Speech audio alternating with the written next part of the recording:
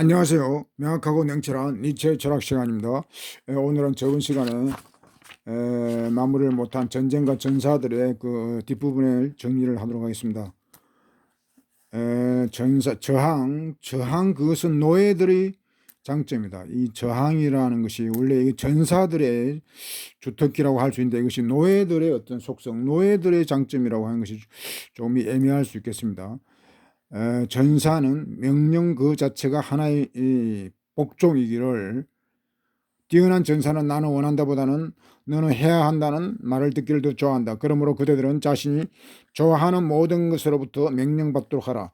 이 저항이라는 말, 저항, 반항, 이런 말들이 좀 깊이 따지고 들면 문제가 있습니다. 이 초인은 능동적인 활동, 능동적인 어떤 행위를 하는 그런 존재인데, 이 저항이라든가 이거 저항, 반항 같은 말입니다. 레지스탕스 그런 말인데, 이것은 반작용이라는 거죠. 리액션, 반작용하는 것이기 때문에 이것은 어떤 노예적인 어떤 그런 활동이 된다는 것이죠. 노예적인 활동. 노예라는 것은 어떤 명령에 의해서만 일방적으로 수동적으로 또는 모방하는 그런 존재이기 때문에, 이 저항이라는 것도 어떤 면에서 보면 이렇게 부정적인 요소가 있는 것입니다. 그렇지만 이제 이 저항이라는 것을 이제 또 다른 측면에서 보면은 노예적인 저항이 있고, 철학이 있는 어떤 철학이 있는 그런 저항이 있습니다. 철학이 있는 저항, 그것은 반작용이긴 하지만 그래도 철학이 있기 때문에 이 맹목적인 노예들의 저항하고는 차원이 다르다고 하겠죠. 그래서 이제 니체는 이 저항도 의미를 두고, 거기에 이제 그래서 저항하는 자도 영웅이라고 그렇게 직원을 붙여줍니다. 그래서 이 노예, 단지 여기서는 이제 노예들의 그 어떤 장점, 노예들의 감정일 수 있다는 것을 이제 그것을 여기서 이제 문제를 제기하고 이제 경종을 울리는 거죠. 그러니까 이 저항이 모든 어떤 초인의 활동의 전부는 아니라는 것입니다. 초인이 되기 위한 어떤 그 전 단계로서의 저항 정신은 아주 기묘하지만은 이것이 노예 정신이 될 수 있다는 거. 여기에 아주 이 함정이죠. 이런 것을 우리가 좀 주의를 해야 될 것 같습니다. 저항, 우리말로는 얘기가 좋은 의미로만 받아야 되는데, 이게 사실 반항이란 말로 같기 때문에 뭔가에 대한 어떤 뭔가의 작용에 대한 반작용, 그런 의미가 강하기 때문에 이것이 노예적인 어떤 노예 근성이 될 수 있다는 것입니다. 그래서 이제 니체는 뛰어난 전사는 너는 해야 한다는 명령을 갖다가 받아들고 그 명령을 수행한다는 것이죠. 그때 이 명령이라고 하는 것이 자기 자신이 좋아하는 모든 것으로부터 우러나온 명령이라는 겁니다. 자기 자신으로부터, 자기 자신과 관련된 그런 거죠. 이거 일방적으로 어떤 지시 명령 그런 것이 아니고 자기 자신이 좋아하는 이런 어떤 조건을 단 명령입니다. 이 명령에는 복종, 순종이 아니라 복종이라죠. 복종을 해야 된다는 거죠. 복종. 그러니까 전사기 때문에 전사는 집단주의, 집단성을 좀 우선시하는 그런 경향이 있어야 되고, 그러기 위해서 이제 명령에 복종을 해야 된다는 것입니다. 순종과 복종은 다른데, 순종은 어떤 노예적인 그런 것이고, 복종은 힘이 있어도 불복종할 수도 있지만 복종하고, 때로는 불복종까지도 포함하는 그런 복종을 복종해. 뭐 불순종 이런 말은 없죠. 불복종 운동 뭐 이런 말이 이제 그래서 나오는 것입니다. 삶에 대한 그대들의 사랑이 최고의 희망에 대한 사랑이 되게 하라. 그리고 그대들의 최고의 희망이 삶에 대한 최고의 사상이기를. 사랑 니체는 뭐 사랑의 철학자로 할 수 있는데, 이 삶에 대한 사랑은 희망에 대한 사랑이고, 그 희망에 대한 사랑이 바로 사상에 대한 사랑이 되게 하라는 것입니다. 사랑이라는 것은 희망, 그리고 희망은 다시 이제 사상을 사랑하는 것이 가장 위대한 사랑이라는 것이죠. 이게 사상. 그럼 무슨 사상일까요? 하지만 그대들은 최고의 사상을 나로부터 명령받아야 한다. 인간은 극복되어야 할 그 무엇이다라고 하는 사상, 그러니까 초인 사상이죠. 철학을 사랑하고 철학에 대한 희망을 가지고 그런 삶이 가장 위대한 삶이라는 것인데, 근데 철학 사상은 바로 이제 인간은 극복되어야 한다. 극복되어야 한다. 이것이 인간을 극복하면 그것이 이제 초인이 되는 거죠. 극복한다는 것은 뭐 인간을 부정한다, 완전 부정이 아니고, 인간의 어떤 그 인간 속에는 초인의 씨앗이 있기 때문에 그 씨앗을 살려내고 어떤 부정적인 요소를 이제 극복해야 되는 거죠. 그러므로 그들은 순종이 아니고 복종과 투쟁의 삶을 살도록 하라. 오래 산다는 것이 무슨 보람이 있는가, 무슨 가치가 있는가, 아낌받기를 받으면서 어찌 전사를 하겠는가. 나는 그대들을 아끼지 않으며 진정으로 사랑을 할 뿐이다. 전쟁 중인 나의 형제들이여. 전사는 이렇게 아낌, 뭐 보살핌, 이렇게 보살핌을 보호를 받고 그런 존재가 아니죠. 전쟁에 나가는 목숨을 걸고 나가는 그런 거기 때문에 사랑을 하고 사랑을 받지 뭐 이거 동정이나 뭐 그런 거는 거리가 멀다. 그래서 니체도 전장에 나가는 목숨을 걸고 나가는 그런 전사들을 존중하고 사랑하지. 그러니까 뭐 보호하고 뭐 그런 동지애를 가지고 있지 동정이나 그런 거는 없다는 겁니다. 뭐 냉정한 게 아니고 당연한 거죠. 전사가 동정받고 뭐 그럴 존재 아니죠. 아무리 전장터에 위태로운 전장터에 나간다 하더라도 동정의 대상이 될 수 없는 것입니다. 복종과 투쟁, 이 삶이 오래 산다는 것이 뭐 요즘은 100세 시대 하면서 뭐 장수 시대를 가지고 뭐 구가한다고 이런데 이거는 어떻게 보면 인류의 큰 재앙이 될 수 있습니다. 이 장수라는 거 정말 니체만 해도 사실 45세에 요절했다고도 볼 수 있습니다. 왜 그러냐 하면은 45세에 이제 정신 붕괴가 와가지고 쓰러지면서 거의 뭐 정상적인 활동을 그 한 10년 동안 못했기 때문에 한 45세 정도로 이제 요절했다고 볼 수 있는데 뭐 45세를 살고도 지금 인류의 어떤 서성으로 이렇게 남아 있는 것을 보면 우리가 오래 산다고 해가지고 뭐 그렇게 가치 있고 의미 있는 것은 아니다라고 하는 거. 뭐 우리 역사에서도 20대 요절한 어떤 그런 영웅들도 많습니다. 뭐 윤동주 시인이라든가 뭐 여러 그 독립 투사들 뭐 20대 활동하다가 많이 숨지고 그랬죠. 희생되고. 그럼 한 20대에서도 어떤 그런 어떤 민족의 서성으로 그렇게 길이 남는 사람도 있는 반면에 뭐 또 천수를 다 누리고도 뭐 또 인간다운 그런 삶을 살지 못한 경우도 많기 때문에 이게 뭐 나이 가지고 이렇게 인간을 평가하고 참 그 오래 무적정 오래 산다고 하는 것도 참 큰 문제가 아닐 수 없습니다. 그럼 여기는 정리하고요.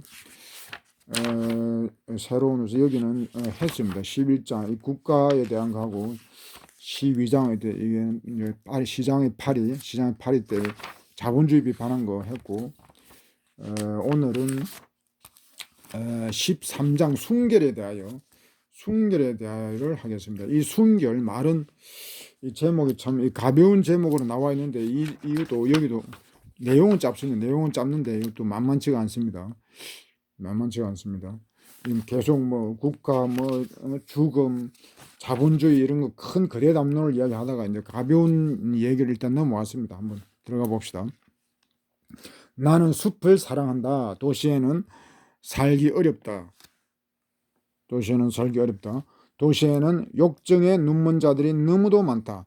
니체는 숲을 좋아합니다. 그러니까 숲하고 도시하고 대비되는데 자연이죠. 자연. 니체는 자연도 좋아할 뿐 아니라 농민들 그 농업에 대해서 상당히 애정을 가지고 있더라고요.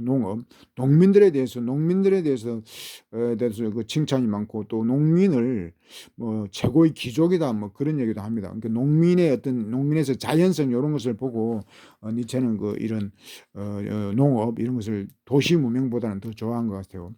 여기서 이제 숲이 자연인데 니체를 그렇다고 해서 이제 자연주의자로 이렇게 단언할 수 있는가 하는 문제는 지금도 논란이 됩니다. 자연이 무엇인가라는 문제도 또 복잡하고 하여튼 니체는 자연주의자라고 이렇게 단정해서는 말할 수 없다 하더라도 자연주의에 상당히 친화적이다라고 하는 것은 확실한 사실입니다. 그러니까 니체는 친자연주의 정도로 이해하고 보면 되겠네요.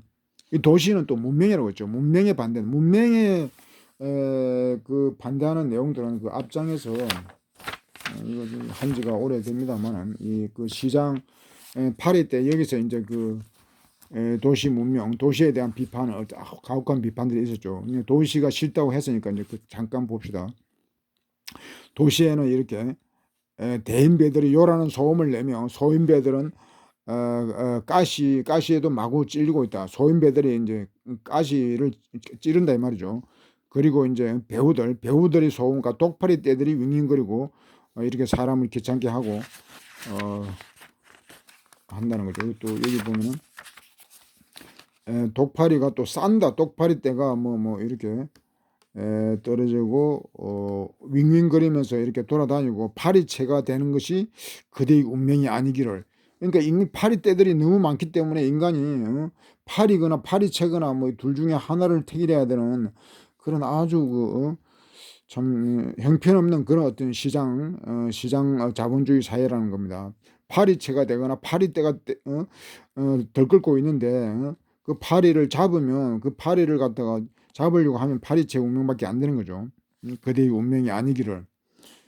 독파리떼가 마구 쏘이고 있다. 독파리떼가 마구 쏘이고 있다. 그러니까 이 시장의 어떤 그런 천민들, 시장에 있는 자본주의적 어떤 그런 인간들을 갖다 이렇게 파리떼, 독파리떼라고 이렇게 니체는 비유를 하는 겁니다. 그러니까 이 니체가 체즈 인간으로 그 뭐 낙타를 얘기했지만 사실은 낙타보다 더 아래 인도식으로 말하면 인도의 그 4계급이 있고 그 4계급 밑에 다시 또 천민들이 있죠. 불가촉 천민이 있는데 그 사람들은 그 4계급 안에 이미 노예가 있는데도 불구하고 그 밑에 또 노예의 노예 같은 그런 존재예요. 그러니까 요 독파리떼 뭐 이런 이야기도 결국은 낙타만 해도 노예인데 그 아래에 존재하는 정말 천하기 이를 데 없는 그런 존재들이 이 시장 사회를 갖다가 자본주의를 지배한다는 겁니다.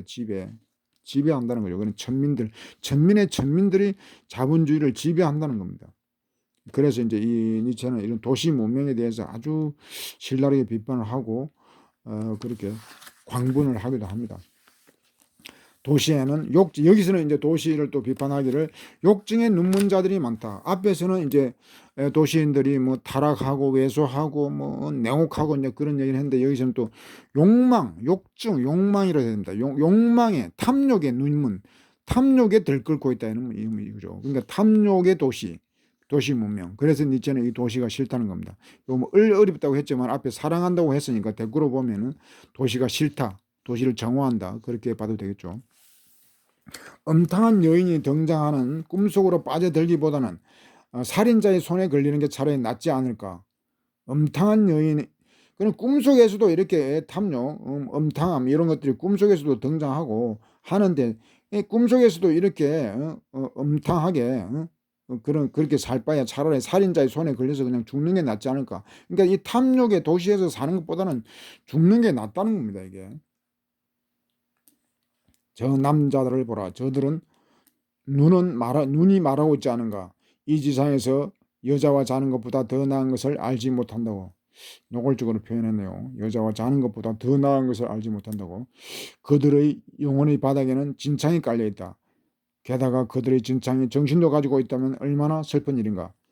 영혼, 인간의 도시민들의 그 인간의 영혼의 바닥에는 더러운 거죠.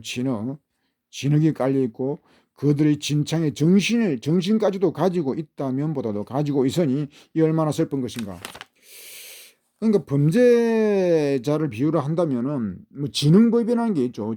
이성이 없다면 그 지능법이 나오지 않을 텐데 이성과 어떤 그 지능이 탁월한 자들이 범죄를 저지르면은 그 끔찍한 거죠. 그냥 끔찍한 일이죠. 이제 인간이 이렇게 영혼이 바닥에 진창에 이렇게 타락을 했는데 그게 또 고도의 이성까지도 가지고 있으니까 슬프다기보다도 끔찍한 일이다 이 말이죠. 끔찍한 일이다. 그들이 최소한 짐승으로나마 완전하다면 짐승에게는 순진무구함이 있으니까. 그러니까 여기서 니체는 인간을 동물보다 못하다고 이렇게 말하는 겁니다. 동물은 순진무구함이라도 있다는 것이죠. 동물은 순진무구하기라도 한데 인간은 도대체 뭔가 인간이 지금 동물보다 못하다는 얘기입니다. 그리고 짐승은 또 이제 완전하다고 얘기했는데 순진무구하기 때문에 이제 완전하다는 거죠. 완전함은 순진무구함을 또 전제하는 거죠. 그럼 뭐 동물은 지금 왜 완전하다고 하는가? 완전하다. 우리는 이 완전하다는 말에 대해서 이것이 종교 사회다 보니까 우리는 이런 말 자체를 하지 않습니다. 인간이 완전하다, 뭐 자연이 완전하다 이런 거 우리는 상상조차 못하죠. 왜냐하면 신만이 완전하기 때문에 이 종교 사회는 신만이 완전하고 나머지 모든 것은 다 불완전한 존재라고 그렇게 합니다. 이 종교가 지배하다 보니까 우리 사회는 아직도 이런 것을 말을 못하다는 것은 역시 종교의 힘이 막강하다는 거죠. 과학이니 뭔지 떨고 있지만은 과학 시대가 아니고 사실은 아직도 종교가 지배한다는 겁니다. 완전하다는 말을 못하면 종교가 지배하는 거예요. 완전은 신만이 완전하고 그러니까 신을 인정하고 나머지는 다 불완전한 존재다. 그런 니체, 그러니까 이 니체는 이런 걸 부정하고, 니체는 완전주의자로 갈 수 있습니다. 니체는 완전주의자입니다. 신을 부정하면 인간이 완전한 존재가 될 수밖에 없어요. 신을 부정하고 완전하다는 게 사라지면 그럼 완전이라는 개념이 없어지는 거 아니죠. 그걸 없앨 필요도 없는 것이고, 그 완전이라는 개념은 인간이 그대로 가져올 수 있는 겁니다. 그런데 이제 자연주의자들은 인간만이 아니라 자연조차도 완전하다고 이렇게 보는 거죠. 다만 이때 이 완전이라고 하는 개념을 뭐 어떻게 볼 거냐 하는 건 그 문제가 됩니다. 완전히 정말 완전한 것만을 완전하다 할 수 있는 거냐 아니면은 뭐 어? 적당히 완전한 것도 완전하다고 할 수 있냐. 이 완전이라고 하는 이 어떤 강도라든가 이 밀도 뭐 이런 것들이 차이가 있는 거죠. 이 스피노자도 인간을 완전하다고 보고 완전함을 또 여러 종류로 나누더라고요. 뭐 더 완전한 게 있고 덜 완전한 게 있고 이런 식으로 완전한. 그럼 니체도 인간은 완전한 존재다 이미. 완전한 존재고 초인은 뭐냐 그러면 초인은 좀 더 완전한 존재. 인간은 덜 완전한 존재. 뭐 말이 이렇게 말장난 같습니다만은 완전이라는 개념, 신이라는 개념이 사라지면은 이 완전하는 개념을 새로 우리가 정립을 해야 되는 거죠. 그래서 니체의 적으로 본다면은 더 완전한 존재, 덜 완전한 존재, 이제 그렇게 또 구분할 수 있겠죠. 하여튼 완전하다는 어떤 측면에서는 같은 거니까. 그런데 인간은 지금 니체는 여기서는 인간은 완전하지 않고 동물은 완전하다는 겁니다. 그 동물이 완전한 그 근거를 순진무구함에 든 거죠. 순진무구함은 이제 1장에서 1장 또 한번 볼까요? 1장에서 그 순진무구함을 1장 보기 좀 그러네요. 1장에서 이제 아이의 그 특징으로 순진무구함을 제일 먼저 들었죠. 그러니까 그 순진무구함을 동물도 가지고 있다는 겁니다. 이 순진무구함의 이 1차적 의미는 그러니까 뭐냐, 이 무구라는 겁니다. 무구라는 것은 때가 없다는 건데, 때가 없다는 건 이제 죄가 없다는 거. 독일 말로 하면 죄가 없다는 거, 뭐 부채 의식이 없다는 거, 부끄러움이 없다는 거, 그런 말이거든요. 무구라는 말이에요. 그러니까 동물은 그런 부끄러움, 죄의식이 없기 때문에 완전하다는 겁니다. 인간은 이런 것으로부터 아직 해방되지가 않았죠. 다 부끄러움이고 죄의식이 있고 그러면서 양심의 가책 뭐 그러므로 여러 가지 또 자살을 하고 뭐 자학을 하고 뭐 여러 가지 문제가 발생합니다. 이 무구가 없으면, 무구하지 않으면 인간은 자멸을 하고 공멸을 하고 이제 그런 상황까지 치닫는 겁니다. 그래서 이제 무구함, 이것이 니체는 강조하는 이유가 바로 그런 거고, 이 무구함이 있을 때만이 완전성을 담보할 수 있다는 겁니다. 무구함과 완전함. 그러니까 니체가 이 완전 순진무구를 수도 없이 뭐 이 책에서도 뭐 수십 번 순진무구란 말을 하면서 강조하는 이유가 이 완전성하고도 이제 바로 연결이 되기 때문에 그럽니다. 내가 그들에게 관능을 주기라고 권하고 있단 말인가? 그렇지 않다. 그들에게 관능의 또 순진무구함이죠. 관능의 순진무구함을 권하고 있다. 이 순진무구함, 순진무 다시 이야기해서 이 뒤에 이 무구라는 말이 1차적인 의미입니다. 이 무구. 영어로 해도 이 순진무구의 퓨어러티하고 이너센트죠. 그 이너센트가 순결한 뭐 무구한 그런 뜻이 있습니다. 독일은 뭐 좀 어렵지만 운슐트라고 그래가지고 그 이제 무구라는 뜻이 1차적인 의미입니다. 순수라고도 같다 그랬죠. 순수하고 순진무구하고. 여기 관능이라는 말, 관 뒤에서 나오니까 뒤에서 보죠.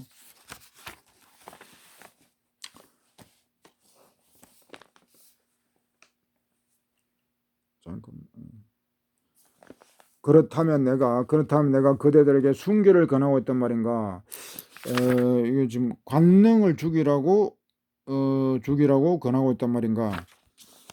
관능이라는 말은 어떤 본능이라는 말. 그러니까 본능에도 여러 가지가 있어요. 이성적인 본능이 있을 수 있고, 뭐 육체적인 본능이 있을 수 있고, 육체적 감각적 본능, 감각 기관에 의한 어떤 그 관이란 말은 감각 기관 그런 의미에서 그 관이기 때문에 관능이라는 것은 본능, 감각적 본능을 본능이라고 이해하면 되겠습니다. 그렇다면 내가 그대들에게 순결을 권하고 있단 말인가? 순결은 몇몇 사람이면 덕이지만 많은 사람이면 악덕에 가깝다. 순결이라는 말이 많은 사람에게 악덕이 된다는 겁니다. 그 이유는 이제 나오겠죠. 이들 많은 사람들은 절제를 한다. 많은 사람들은 절제를 한다는 겁니다. 그러니까 순결을 지키려고 하는 거죠. 그러나 그들이 행하는 모든 일에는 이는 관능이 아니고 이제 욕정이라고, 앞에 욕정이라고 했죠. 욕정이 들끓는 도시라고 했고, 다른 책에서는 욕정과 관능은 좀 다른데, 욕정은 뭐 좋게 보면 욕망이 될 수도 있고, 나쁘게 보면 또 좋게 이해하면은 색정, 색욕, 뭐 그런 의미도 됩니다. 그러니까 관능이 아니라 욕정은 부정적인 의미죠. 그러니까 이 관능은 긍정적인 의미로, 좋은 의미로 쓸 수 있는 반면에, 물론 이 말도 부정적으로 쓰이더라고요. 근데 이 부정적인 말이 아니고 본능에 관한 거니까, 육체적 본능에 관한 거, 이거 부정적으로만 쓸 일이 아니죠. 뭐 관능미 뭐 이런 말을 하는데, 이 부정적으로 쓸 말은 아닙니다. 그냥 부정적으로, 여기서는 니체는 이제 욕정이라는 말과 이제 구별해. 욕정은 부정적으로 쓰고 관능은 좀 긍정적으로. 그러나 이제 모든, 예를 들어서 욕정이라는 이제 암캐라고 비유를 한 거죠. 암캐가 질투의 눈을 번뜩이었다. 그러니까 아무리 인간이 절제를 하려고 해도 한편에서는 욕정이 꿈틀대고 암캐처럼 꿈틀대고 있다는 겁니다. 그들의 더 높은 경지에까지, 그리고 심지어 냉철한 정신의 내부에까지 이 짐승과 짐승의 불만 중에 따라온다. 그러니까 높은 경지에 이런 사람이거나 냉철한 정신을 가진 사람일지라도 이런 욕정, 이런 짐승 앙캐가 따라다닌다면 들끓는다는 거죠. 내부에서 마음적으로 이런 욕망이 뒤따라온다. 그리고 욕정이라는 이 앙캐는 한 점의 살코기를 거부당하는 경우 얼마나 상냥하게 한 조각의 정신을 구걸할 줄 아는가.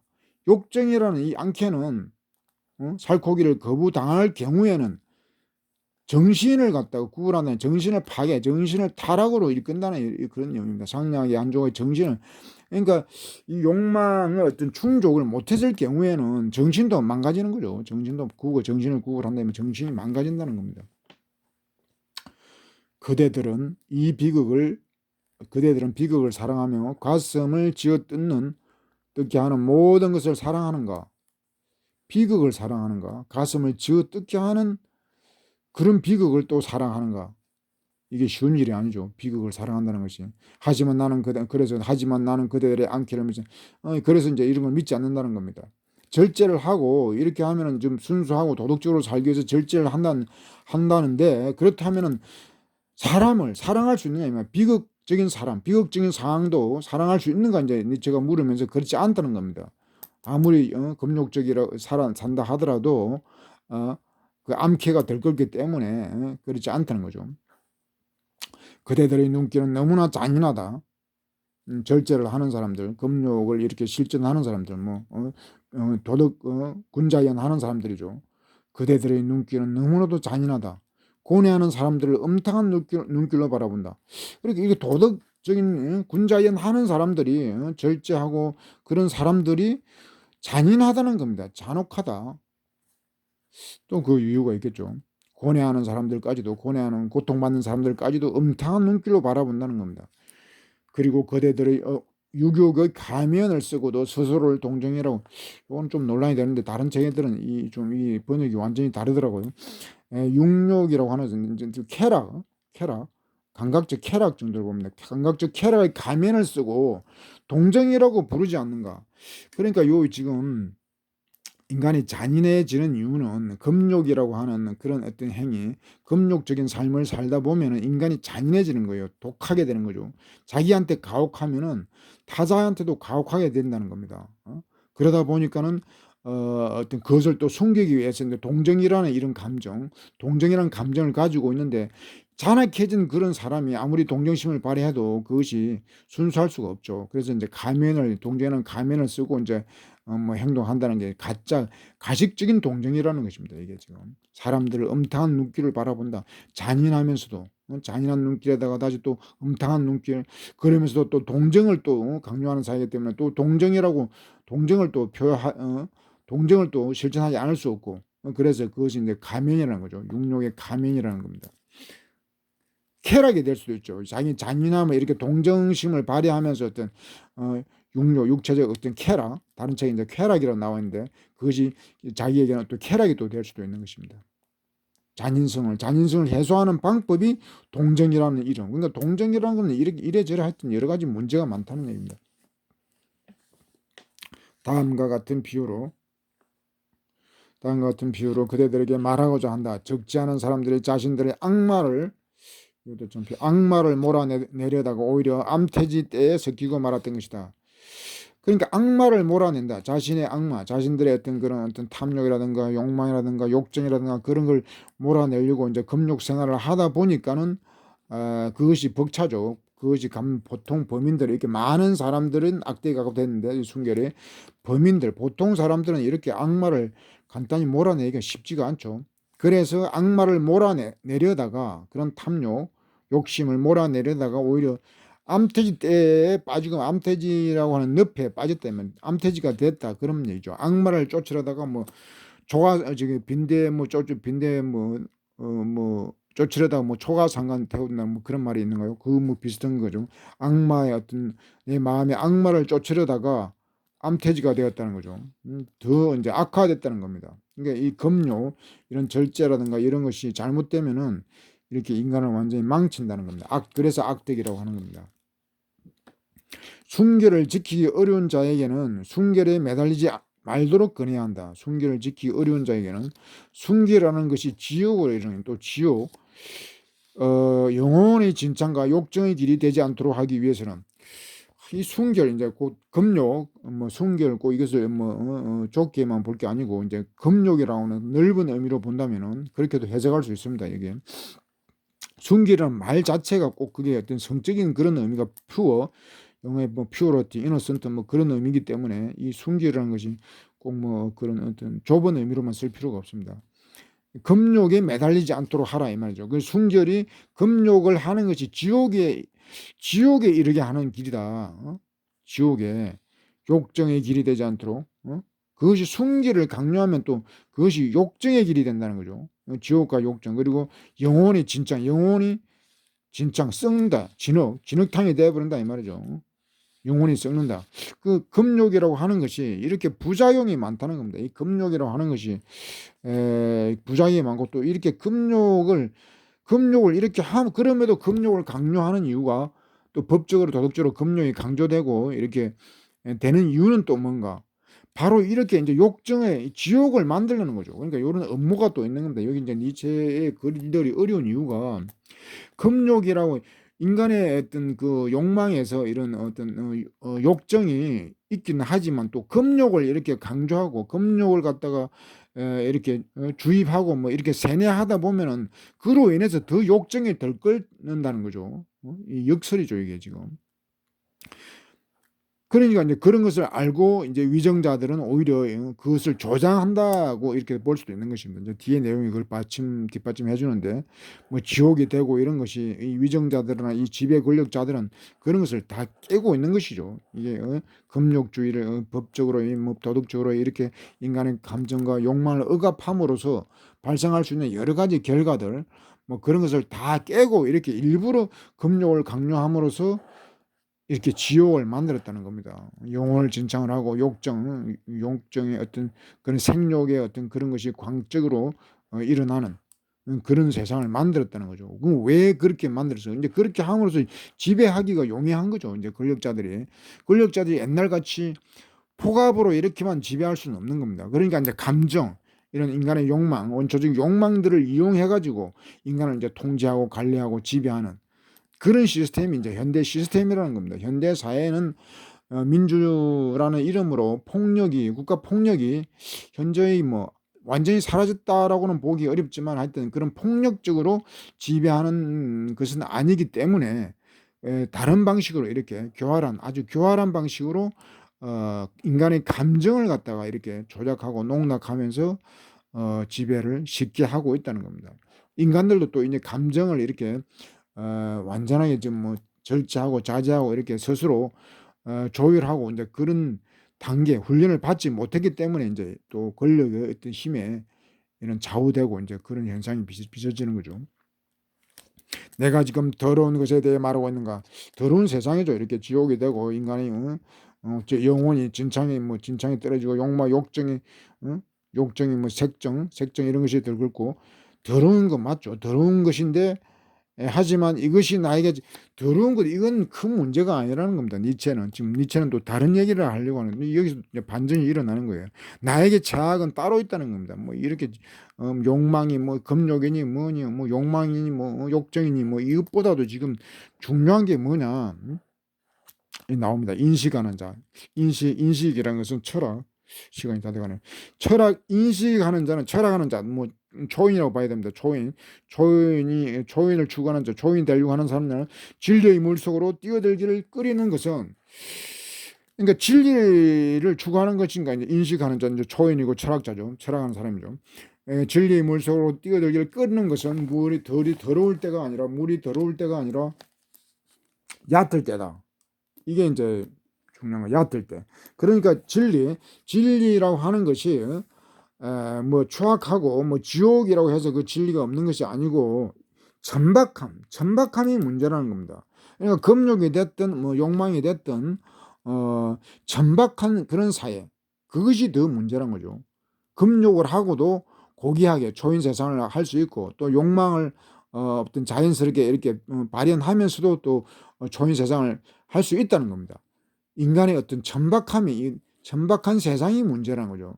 심각한 것은 더러운 것보다도 이 세상이 이렇게 천박해졌다는 것, 그것이 가장 큰 문제고 최악이라는 겁니다. 최악은 천박한 세상, 더러움이 아니라 추악함이 아니라 천박한 세상. 참으로 근본으로부터 순결한 자들, 순결보다 순수, 영어로는 순수나 순결이 같은 말인데 여기서는 이제 근본으로부터 순결, 근본이 있는 자들은 다르다는 거죠. 그들은 마음은 그대들보다 더 온화하고, 그러니까 아까는 여기는 이제 냉혹하다, 잔인하다 이제 그렇게 했는데 근본이 있는 사람은, 그러니까 이제 철학이 있고 조인 그런 것을 추구하는 사람은 따뜻하고 또 기꺼이 환하게 웃는다는 거죠. 인간의 품성이 훨씬 높죠. 그들은 순결에 대해서 웃으면서 이렇게 묻는다. 순결은 무엇인가? 순결은 어리석음이 아닌가? 순결이 우리에게 다가온 것이지 우리가 순결로 다가간 것은 아니다. 우리는 손님에게 잠자리와 마음을 제공하였다. 우리 곁에 살고 있다. 뭐고 싶다. 이건 지금 순결이라고 하는 것이 니체는 이 순결이든 뭐든 가장 중요하게 이제 하는 것이 이제 초인 사상입니다. 초인 세상, 초인이 되고 안 되고 그것이 가장 중요하지. 그 나머지 행복이 됐건 쾌락이 됐건 순결이 됐건 이런 것은 다 부차적인 초인의 과정에서 이런 것들은 순결이니 다 따라오는 것이지. 이것을 행복이라든가 이런 것을 먼저 추구하고 그런 것을 찾고 하는 것이 아니죠. 초인의 길을 가다 보면은 행복도 따라 붙는 것이고 또 순결해지는 것이고 그렇다는 것입니다. 그러니까 그래서 이제 여기서 얕은 게 문제다 하는 것도 이제 그런 거죠. 그러니까 우리 초인의 삶을 사느냐,